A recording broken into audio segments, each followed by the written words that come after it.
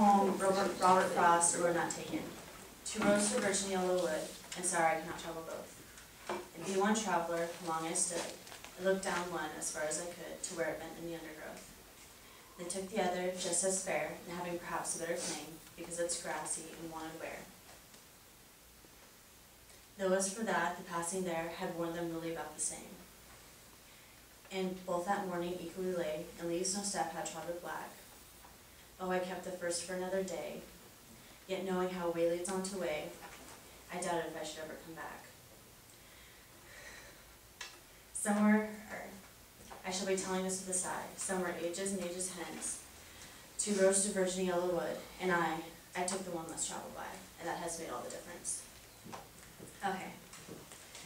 Probably the start of my high school career, I came here probably my 7th grade year, and I had a good group of friends, but I didn't really have someone I can confide in. I did, but not at school. And the person I turned to was a guy. We've all had those like first boyfriends who just are really crappy. And that's basically what mine was.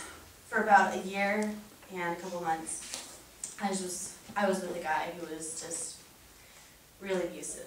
Tore me down, dragged me through the dirt and everything. And I really depended on him through everything. And he was my best friend, really. But it was just to a certain point when I realized that my best friend was tearing me apart. He was destroying me. And the day we just finally ended it, and I walked away from him, I realized I didn't need him. I realized I could do better. But what I didn't realize was how many pieces were left afterwards. Probably this year I found another guy who's a lot better.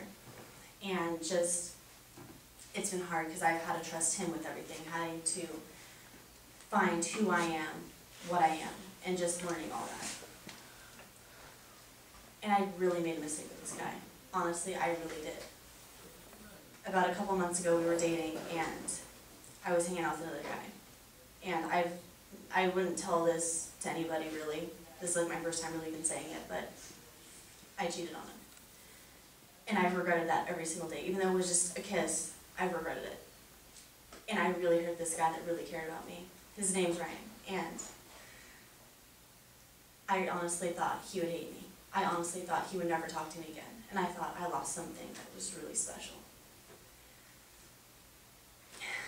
I didn't tell him until a month later that I cheated on him. And knowing back, he didn't take that very well. But I was just really surprised that he forgave me.